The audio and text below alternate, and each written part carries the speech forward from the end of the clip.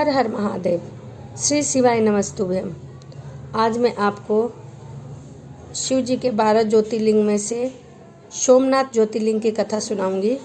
गुजरात प्रांत के काठियावाड़ क्षेत्र के समुद्र के किनारे सोमनाथ का मंदिर प्रसिद्ध है। यह वहाँ ज्योतिर्लिंग स्थापित है।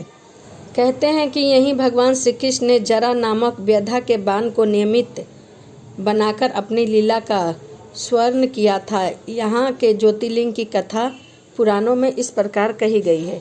दक्ष प्रजापति की 27 कन्याएं थीं। उन सभी कन्याओं का विवाह चंद्रदेव के साथ हुआ था, किंतु चंद्रमा का समस्त अनुराग और प्रेम उनमें से केवल रोहिणी के प्रति ही रहता था। उनके इस कृत्य से दक्ष प्रजापति की अन्य कन्याएं बहुत अप्रसन्न रहा करती थी। उन्होंने अपनी यह व्यथा कथा अपने पिता को सुनाई। दक्ष प्रजापति ने इसके लिए चंद्रदेव को अनेक प्रकार से समझाया, किंतु रोहिणी के वशीभूत उनके हृदय में इसका कोई प्रभाव नहीं पड़ा। अतः दक्ष ने क्रोधित होकर उन्हें क्षयग्रस्त हो जाने का श्राप दे दिया। इस श्राप के कारण चंद्रदेव तत्काल क्षयग्रस्त हो गए। इनके क्षयग्रस्त होते ही पृथ्वी पर सुधा शीतलता वर्षण का उनका सारा कार्य रुक गया। चारों ओर त्राही त्राही मच गई। चंद्रमा भी बहुत दुखी और चिंतित थे। उनकी प्रार्थना सुनकर इंद्र आदि सभी देवता, वशिष्ठ आदि ऋषिगण उनके उद्धार के लिए पितामह ब्रह्मा जी के पास पहुँचे। सारी बातों को सुनकर ब्रह्मा जी ने कहा, चंद्रमा अपने श्राप विमोचन के लिए अन्य देवों के साथ पवित्र प्रभाव क्षेत्र में जाकर महामृत्युंजय मंत्र शिव की आराधना करे। उनकी कृपा से अवश्य ही उसका श्राप नष्ट हो जाएगा और वह रोग युक्त हो जाएंगे।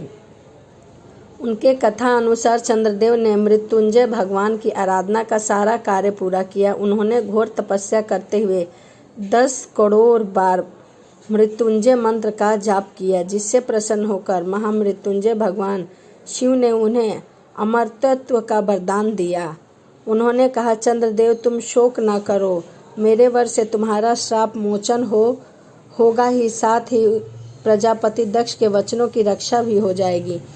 कृष्ण पक्ष के प्रतिदिन तुम्हारी एक एक कला छिन्न होगी, किंतु पुनः शुक्ल पक्ष में उसी क्रम से तुम्हारी एक एक कला बढ़ती रहेगी। इस प्रकार प्रत्येक पूर्णिमा को तुम्हें पूर्ण चंद्रत्व प्राप्त रहेगा। चंद्रमा को मिलने वाले इस वरदान से सारे लोकों के प्राणी प्रसन्न हो उठे।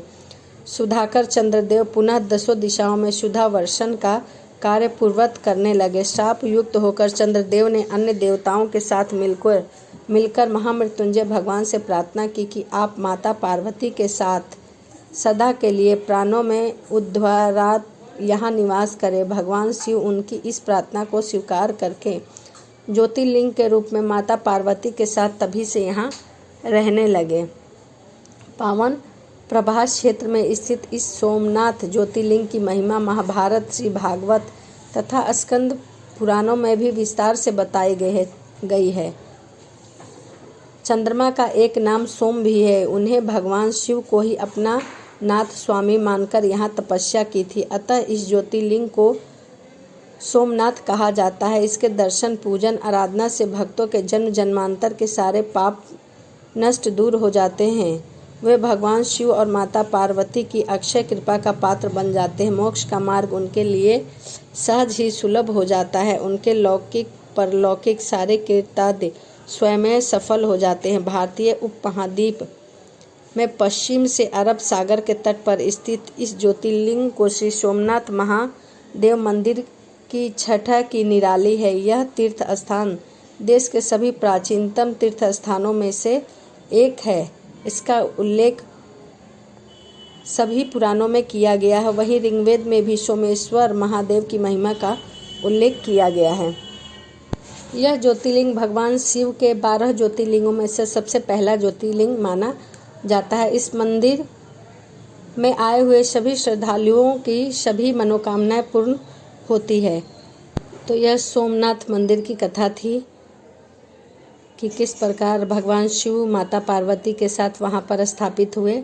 तो आपको वीडियो कैसी लगी कमेंट ज़रूर करिएगा। अभी तक आपने मेरे चैनल को सब्सक्राइब नहीं किया है तो चैनल को सब्सक्राइब, लाइक, कमेंट, शेयर ज़रूर करिए। यदि आपको वीडियो अच्छी लगती है तो कमेंट में ओम नमः शिवाय या हर हर महादेव ज़रूर लिखिए।